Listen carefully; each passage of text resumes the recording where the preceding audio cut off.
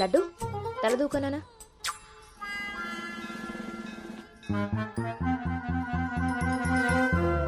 దువ్వెన్న చేతికిస్తే దేవారస వెధవలా ఎలాగ పైకి దూకుతున్నాడో చూసావా? ఇలాగే ఊరుకుంటే ముందు వెనక కూడా ఫంకులు ఇస్తాడు, మన కొంప మునుగుతుంది. శుభ్రంగా నూనె రాసి సైడ్ పాపిడి వెధవకి. ఆయన జుట్టెలా దూకుంటే ఏంటండి? దువ్వే జుట్టు కట్టే బట్టలు బట్టి ఎలా ఎదిగేడుస్తాడో తెలుస్తుంది. ఆయన ఊళ్ళో వాళ్ళ పిల్లలందరూ మన లడ్డు లాగానే పెరుగుతున్నారా ఏంటి? ఊళ్ళో వాళ్ళ గొడవ మనకెందుకు? మన లడ్డు చండాలమైన నీ పిలుపు నాకొచ్చింది ఏమిటే? అయినా లడ్డు బూందీ అని పిలుపు ఏమిటే? వీడేమన్నా శనగ పిండితోటి సున్ని పిండితోటి చేయబడ్డా? మన కష్టార్జితం ఘోరించవులే. ఇగో లక్షణంగా పైకొస్తాడని గౌతముడు నా మహానుభావుడు పేరు పెట్టాడు వీడికి. ఇవన్నీ బానే చెప్తారు. ఇంటి పక్కనే స్కూల్ పెట్టుకుని ఎక్కడో ఊరవతలు జాయిన్ చేశారు వీడిని. పిల్లాడు అలసిపోతున్నాడు. వాడు అలసిపోయినా సొమ్మసిలిపోయినా పర్వాలేదు. ఏంటండి మరి మీ చేదస్తం కాకపోతే? చాదస్తం కాదే, ఇప్పుడు వీడిని వేసింది బాయ్స్ స్కూల్, కానీ పక్కనే ఉన్నది కో ఎడ్యుకేషన్. అక్కడ నిక్కర్లు సొక్కాలే కాదు, గౌన్లు కూడా ఉంటాయి.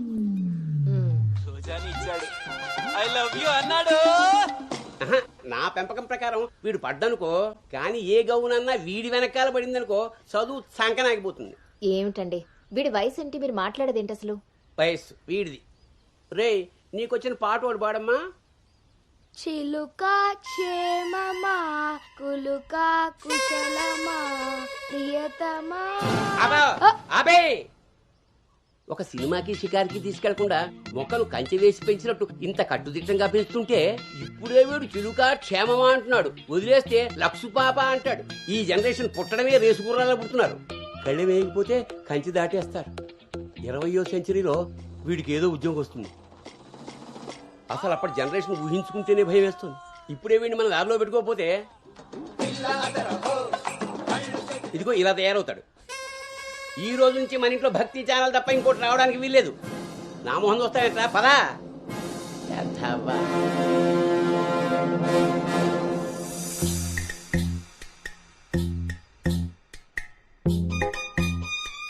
ఏమా టిఫిన్ చేసావా తల్లి? టిఫిన్లు భోజనాలు అలా ఉంచండి. ముందు అసలు దీనికి ఎన్ని మార్కులు వచ్చాయి అడిగారా?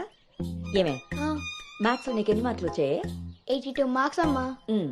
ఆ మాధవ్ కూతురికి ఎన్ని వచ్చాయో తెలుసా? 99.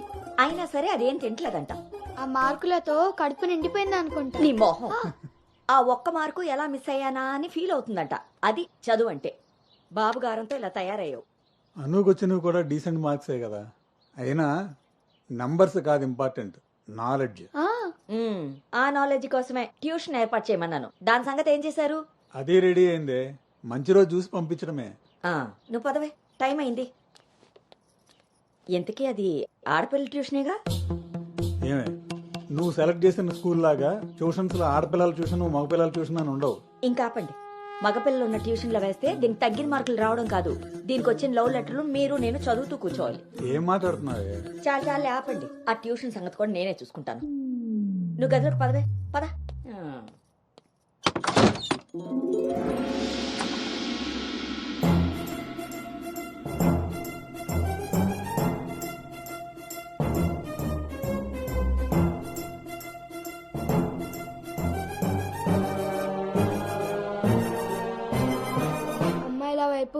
అమ్మాయిల వైపు కన్నెత్తి చూడను, అబ్బాయిలతో పన్నెత్తి మాట్లాడను, వాళ్ళు తల తిప్పి మాట్లాడించిన నేను తలదించుకొని వెళ్ళిపోతాను, నాన్న చెప్పిన మాట జవదాటను, అమ్మకిచ్చిన మాటని మర్చిపోను.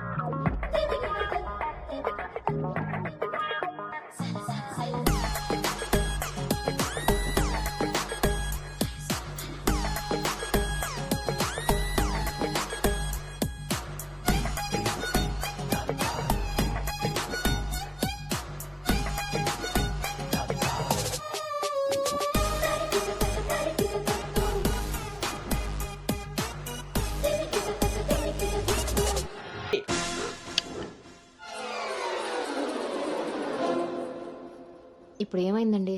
ఇంతకన్నా ఘోరం ఏం జరగాలి? నేను వీడిని రాముడినా పెంచాలనుకుంటుంటే నువ్వు వినాయకంగా కృష్ణుని చేసి పారేసావు. ఇద్దరు దేవుళ్లే కదండి. కాదు, ఇద్దరు ఒకేలా కనిపిస్తారు కానీ ఇద్దరు ఒకటి కాదు. రాముడికి ఒకే భార్య, ఒకే బాణం. అదే కృష్ణుడికి ఒక ఫ్లూటు, దాని నిండా టెం టెం టెం టెం టెం. ఇప్పుడు వీడికి వేషం వేసి ఏం చేస్తారు? అక్కడికి తీసుకెళ్లి ఫ్లూటు తీస్తారు. అది విని ఆడపిల్లలంతా వీడి చుట్టూ ముగి కోలాటం ఆడతారు. అది చూసి మీరు కిలకలాడుతూ చప్పట్లు కొడతారు. అంతేనా? చిన్నమ్మాయి, మీ నవ్వుల్ని మిమ్మల్ని చూసి వీడికి రోజు అదే అలవాటై ఆ మేళాన్ని ఇంటికి తీసుకొచ్చి కోలాటం ఆడుతూ ఉంటాడు. అప్పుడు నువ్వు నేను వాళ్ళకి కాఫీలు టీలు అందిస్తూ ఉండాలి. బాబు గౌతమ్ రెడీయా? కాదండి, నేను రెడీ. ముందు వాడికి వేషం మార్చు. ఐఎమ్ సారీ అండి. ఏడుపు మొహం వేయకు. రాబోయే నవంకి రాముడు వేషం వేసి తీసుకెళ్ళు. కనీసం తండ్రి మాట విన్న కొడుకుల చరిత్రలో అయినా నిలిచిపోతాడు. గదిలోకి వెళ్దామా నాన్నగారు?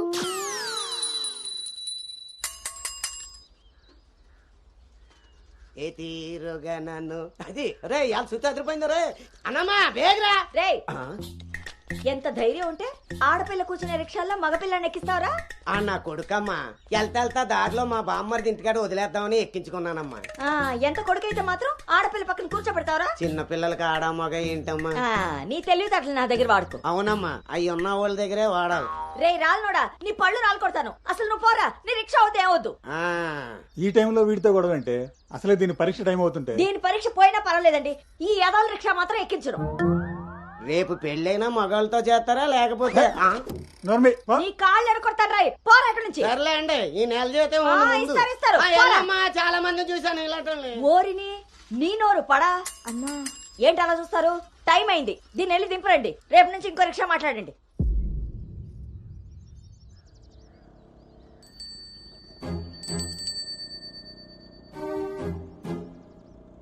నానా, ఏంటి తల్లి? రేపటి నుంచి నాకు రిక్షాలో ఫ్రెండ్స్ కూడా లేరు కదా?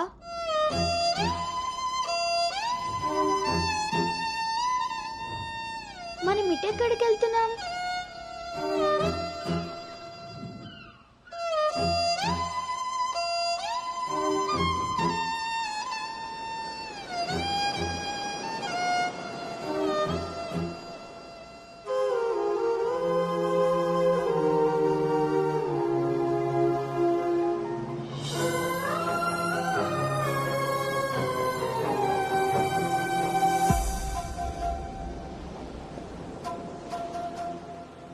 ఈ రోజు నుండి తనే నీ బెస్ట్ ఫ్రెండ్.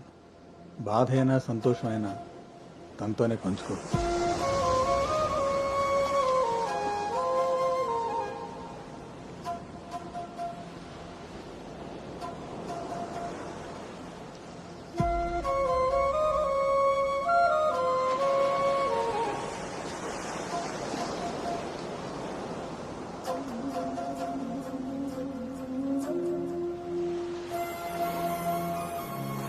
బాధ నీతో చెప్తే నాకు రిలీఫ్ ఎలా అవుతుంది? నా సంతోషాన్ని నీతో షేర్ చేసుకుంటే అది నీకెలా అర్థం అవుతుంది? ఒకవేళ నా చెప్పిందే నిజమైతే అది నాకెలా తెలుస్తుంది?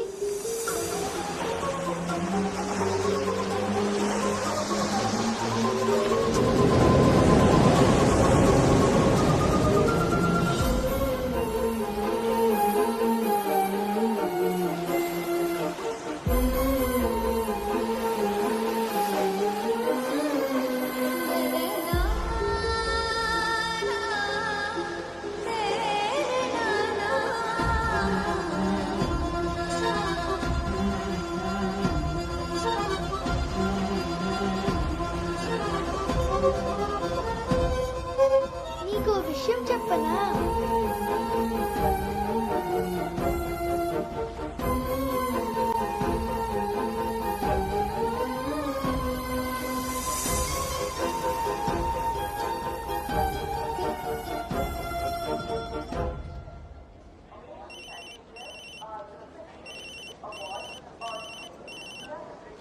దుర్గారావు గారు, బ్యాగ్ ని మా అబ్బాయి తీసుకొస్తున్నాడండి. అవునా, 2 రోజులు వేసారా ట్రిప్? అబ్బే, అర్జెంట్ గా ఫోన్ వచ్చిందని పెడుతున్నానండి. ఎల్లుండికైనా ఆఫీస్ లో ఉండను. వీడికి వీడి డ్యూటీ కన్నా నా డ్యూటీ మీద కాన్సన్ట్రేషన్ ఎక్కువ. పెదవులందరూ నాకే తగులుతారు.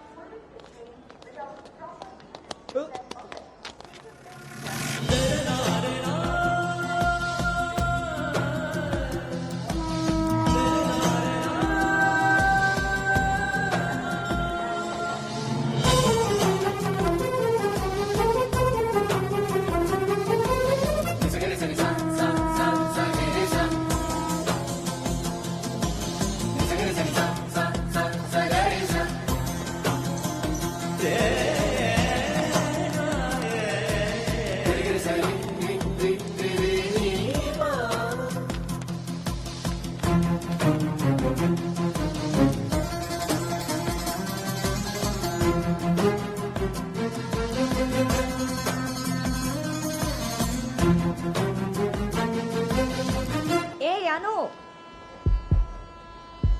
సంచి పాడేసి బడితిలా అక్కడి నుంచి నేను చూస్తున్నావు దిగు.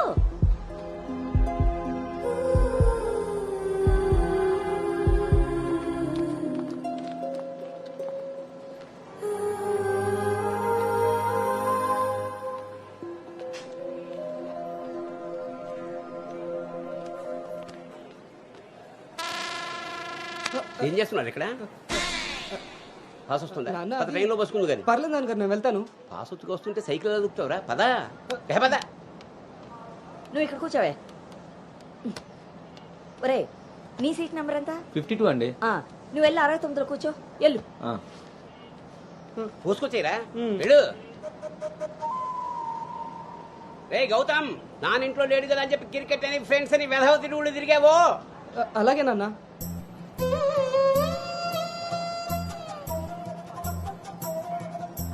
రే గౌతమ్, రోజు ఫోన్ చేస్తాను, ఎప్పుడు చేస్తానో తెలియదు రోయ్, నువ్వే ఎత్తాలి.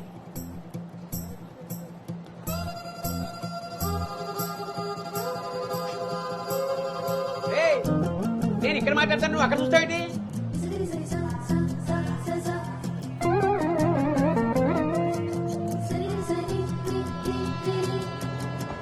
సైకిల్ జాగ్రత్త రోయ్. రేయ్ అటెక్కడరా, ఇటు. అలాగే నాన్న.